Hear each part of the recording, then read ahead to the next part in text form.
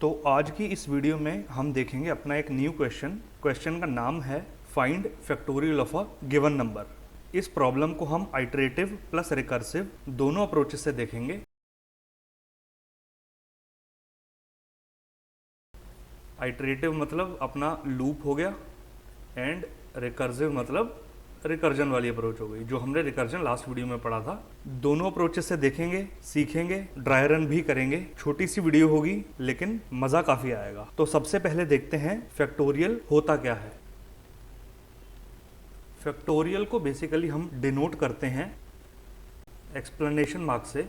Explanation mark क्या होता है हमारा, दिस। फैक्टोरियल को हम इससे डिनोट करते हैं, मतलब ये कि लेट सपोज हमें 5 का फैक्टोरियल चाहिए तो हम लिखेंगे 5 फैक्टोरियल। हमें 10 का फैक्टोरियल चाहिए, हम लिखेंगे 10 फैक्टोरियल। ये जो सिंबल होता है ये फैक्टोरियल को डिनोट करता है। फैक्टोरियल बेसिकली होता क्या है ना,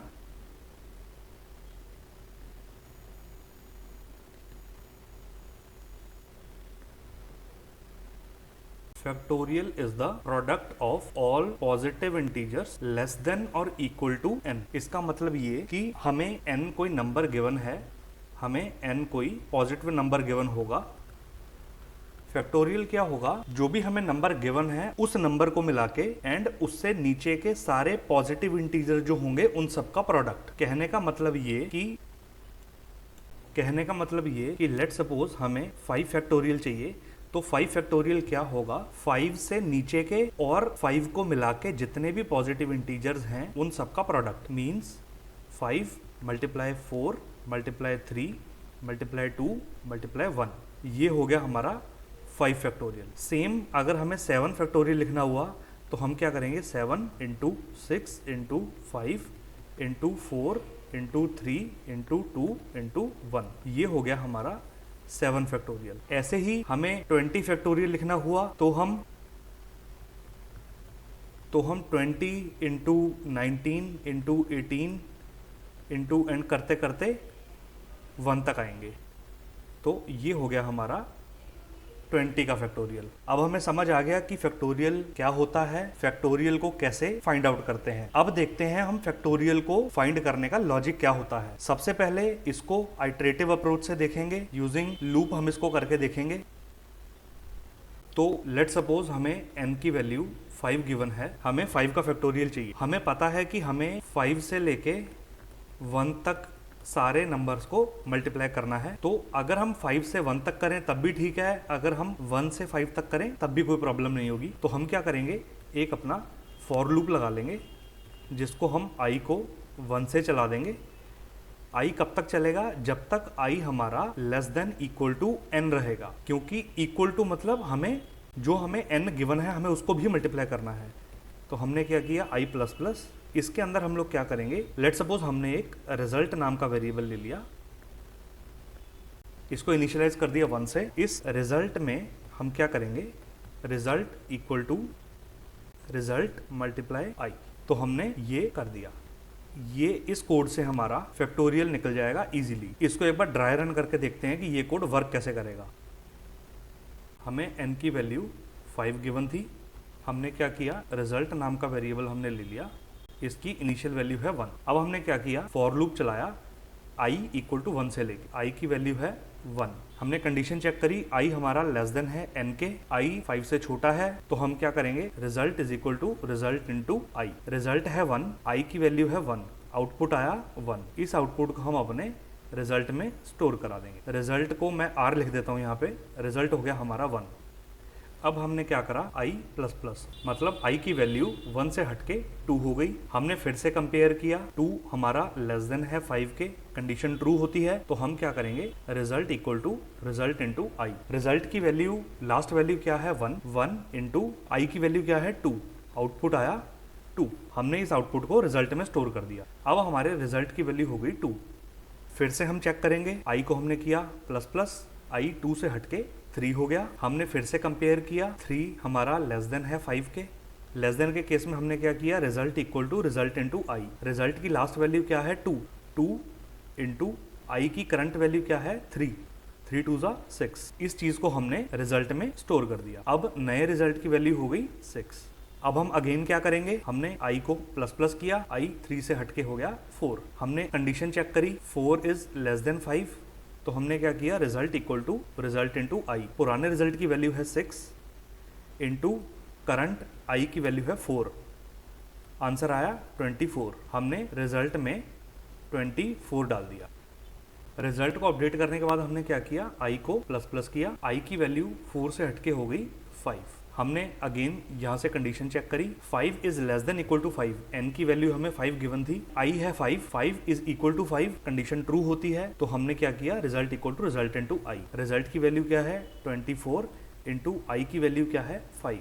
24 को 5 से मल्टीप्लाई करेंगे तो आंसर आएगा 120। हमने क्या करा, रिजल्ट में 120 को स्टोर कर दिया, r इज इक्वल टू 120। अब हमने अगेन क्या करा, i को प्लस प्लस किया, i की वैल्यू 5 से हटके 6 हो गई। अब जब हम कंडीशन चेक करेंगे 6 is less than equal to 5, तो कंडीशन होगी फॉल्स, बिकॉज 6 ना तो 5 से छोटा है ना 5 के इक्वल है, तो हम इस लूप से बाहर आ गए। लूप के बाहर आने के बाद हमारे रिजल्ट वेरिएबल में फैक्टोरियल पड़ा होगा, तो हम क्या करेंगे, रिटर्न कर देंगे रिजल्ट को। फाइनल हमारा जो भी फैक्टोरियल की वैल्यू है वो रिटर्न हो गई। इसी चीज को हम कोड करके देखते हैं एक बार। तो हम आए अपने VS कोड पे, हमने क्या करा, एक n की वैल्यू ले ली, यूजर से हम इसको एंटर करवा लेते हैं,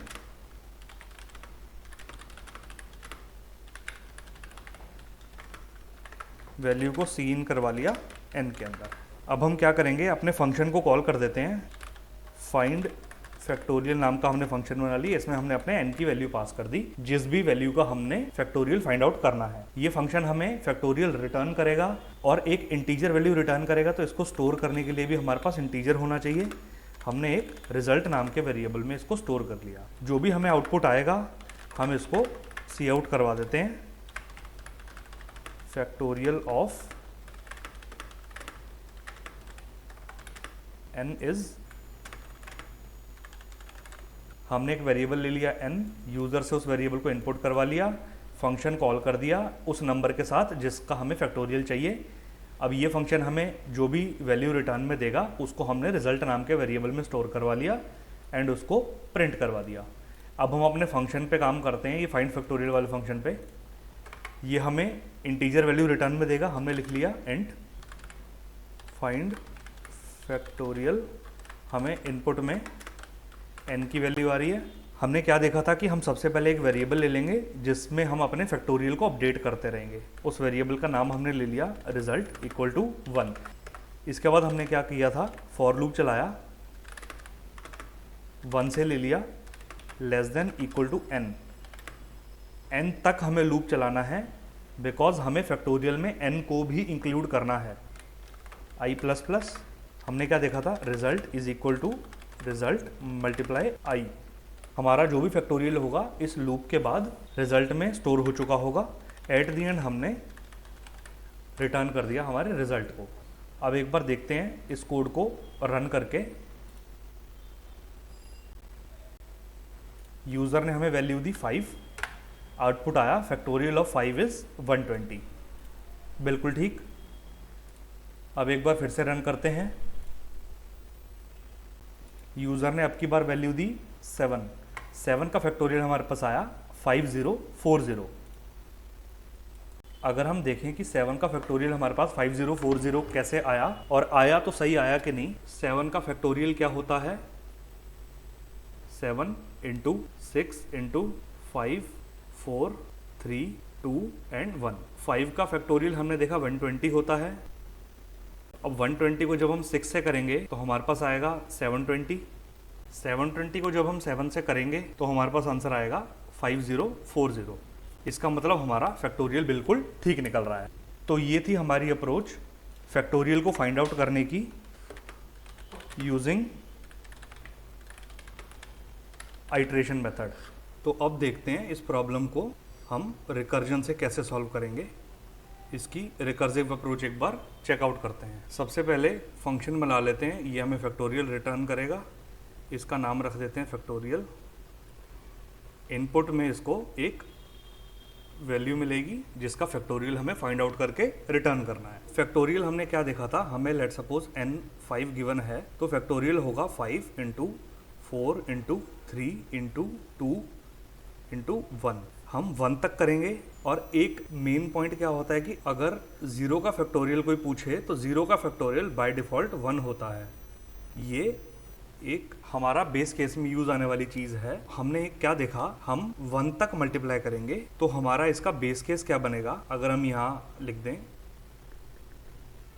बेस केस, ये हमारा क्या बनेगा कि अगर हमारे n की वैल्यू 0 हो गई या n की वैल्यू 1 हो गई तो हम क्या करेंगे, डायरेक्टली 1 रिटर्न कर देंगे। बिकॉज वी नो कि 0 का फैक्टोरियल 1 होता है एंड 1 का फैक्टोरियल भी 1 होता है, तो हम इन दोनों केस में रिटर्न कर देंगे 1 को। वरना हम क्या करेंगे, वरना हम क्या कर रहे थे, हम अपने आइट्रेशन की अप्रोच में हम अपने रिजल्ट, एक वेरिएबल हमने लिया था, हम उस वेरिएबल में हमारे n को मल्टीप्लाई करवा देंगे। किसके साथ मल्टीप्लाई करवाएंगे, हम रिकर्सिवली अपने फंक्शन को कॉल कर देंगे। फॉर, अब हमें इनपुट में n मिला, हमने n को मल्टीप्लाई करवा दिया। n लेट सपोज हमारा 5 है, हमने 5 को मल्टीप्लाई करवा दिया यहाँ पे। अब हमें नेक्स्ट छोटे नंबर को मल्टीप्लाई करवाना है, तो फैक्टोरियल हम रिकर्जन में कॉल किसको करेंगे, n-1 को। और फाइनली हम क्या करेंगे, रिटर्न कर देंगे हमारे रिजल्ट को। ये हो गया हमारा फैक्टोरियल फाइंड आउट करने का कोड यूजिंग रिकर्जन। अगर हम इस कोड को एक बार ड्राई रन करें, हमें लेट सपोज n की वैल्यू हमें 5 गिवन है। यहाँ पर हमें n सबसे पहले इनपुट में मिला 5, हमने कंपेयर करवाया, n 0 के इक्वल है, कंडीशन फॉल्स हो गई, n 1 के इक्वल है, कंडीशन फॉल्स हो गई। तो हमने क्या किया, एक रिजल्ट नाम का वेरिएबल लिया, उसमें हमने क्या बोला, हमारे n को ले लो एंड उसको मल्टीप्लाई कर दो, रिकर्सिव कॉल मार दी। बाकी का जो भी आउटपुट होगा, इसका मतलब ये कि 4 इंटू 3 इंटू 2 इंटू 1 का जो भी आउटपुट होगा वो हमें ये रिकर्सिव कॉल हमें लाके दे देगी। हम इसके आउटपुट में सिर्फ 5 को मल्टीप्लाई कर देंगे। वही बात हो गई कि हमने यहाँ पर एक स्टेप परफॉर्म कर दिया कि हम अपने करंट n को मल्टीप्लाई कर देंगे एंड बाकी का काम ये रिकर्जन संभाल लेगा। इसमें हमने क्या करा, इनिशियली हमारा n 5 था, हमने अपने रिजल्ट में 5 को मल्टीप्लाई करवा दिया और एक और रिकर्सिव कॉल मार दी। अब ये रिकर्सिव कॉल वापस हमारी फंक्शन की डेफिनेशन पे जाएगी। फंक्शन की डेफिनेशन पे अब n-1 करके हमने इसको भेजा, मतलब अब हमारा n 5 से हटके 4 हो गया। 4 के लिए हमने वापस से कंडीशन चेक करी, n 0 है, कंडीशन फॉल्स हो गई, n 1 है, कंडीशन फॉल्स हो गई। तो हमने क्या किया, एक रिजल्ट वेरिएबल बनाया, उसमें हमने अपने n को मल्टीप्लाई कर दिया। n करंटली हमारा 4 है, इसलिए हमने यहाँ 4 से मल्टीप्लाई किया, इनटू वापस से हमने रिकर्सिव कॉल मार दी फॉर n-1। अब n-1 जब वापस से कॉल जाएगी तो 4 से हटके n हमारा हो गया 3। अब हमने वापस से कंडीशन चेक करी, n 0 है, कंडीशन फॉल्स है, n 1 है, कंडीशन फॉल्स है। हमने क्या करा, रिजल्ट वेरिएबल बनाया, इसमें हमने अपने n को मल्टीप्लाई करवा दिया। n करंटली 3 है तो हमने 3 को मल्टीप्लाई किया, किसके साथ, एक और रिकर्सिव कॉल के साथ। हमने एक और रिकर्सिव कॉल मारी फॉर n-1।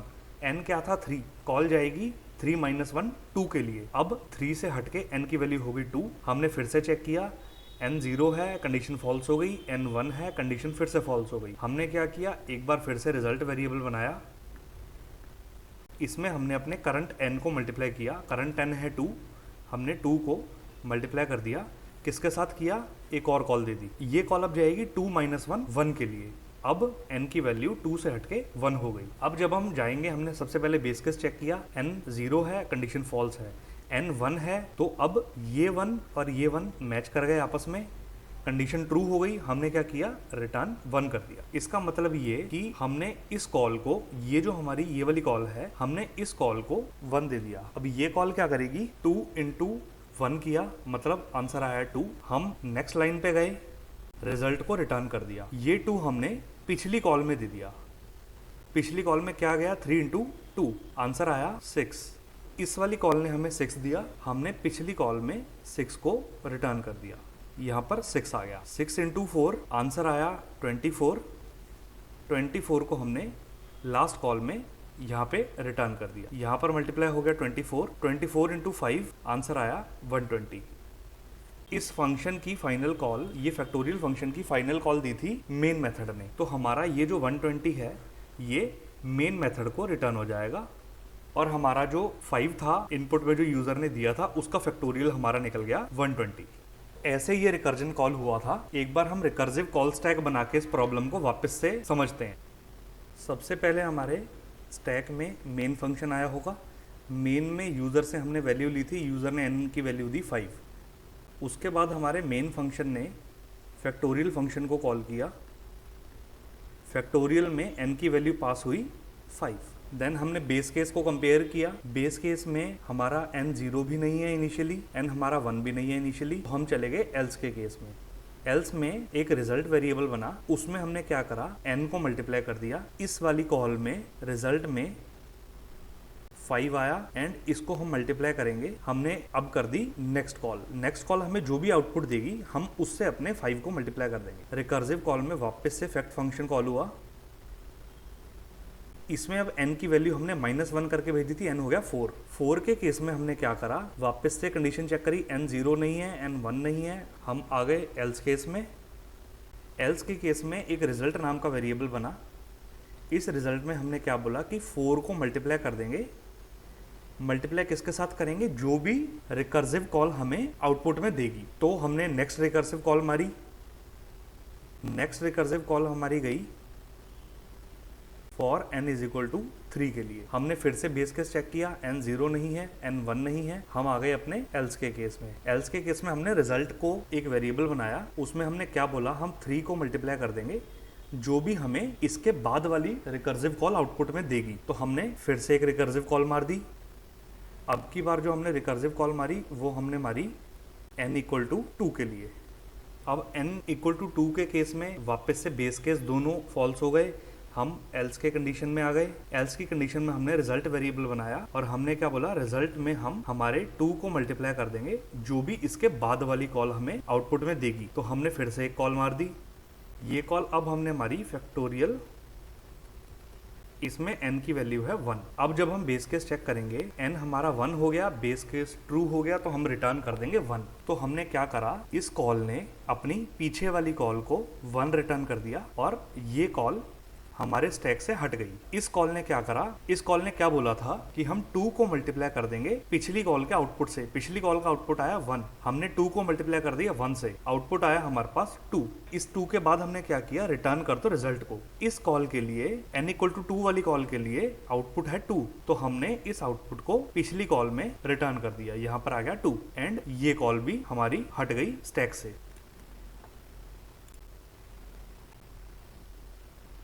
तो लास्ट कॉल ने हमें n इक्वल टू 3 वाले केस में हमें 2 रिटर्न किया। 3 इंटू 2 इक्वल टू हमारे पास आ गया 6। अब इसके बाद जब हम जाएंगे तो हमने यहाँ देखा हम रिटर्न कर देंगे रिजल्ट को। इस कॉल के लिए रिजल्ट की वैल्यू है 6, हमने 6 को रिटर्न कर दिया एंड इस कॉल में 6 को मल्टीप्लाई कर दिया। रिटर्न करते ही ये कॉल भी हमारी स्टैक से हटी, ये सारा कुछ स्टैक की मेमोरी फ्री हो गई। इस कॉल पे रिजल्ट की वैल्यू हो गई 6 इंटू 4 24।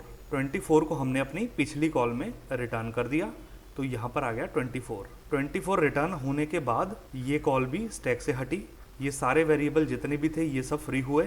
इस कॉल ने क्या करा, अब n इक्वल टू 5 वाली मेन जो हमारी कॉल थी, इस कॉल ने क्या करा, 24 इंटू 5 कर दिया, आंसर आया 120। ये हमारा फाइनल आंसर था 120। आंसर आते ही ये कॉल हटी। इस कॉल ने 120 को मेन मेथड को रिटर्न कर दिया बिकॉज मेन ने इसको कॉल किया था। मेन मेथड में हमने क्या लिखा था, हम इसको प्रिंट करवा देंगे। तो हमने फैक्टोरियल ऑफ 5 इज 120 ये हमने प्रिंट करवाया था अपने फंक्शन में।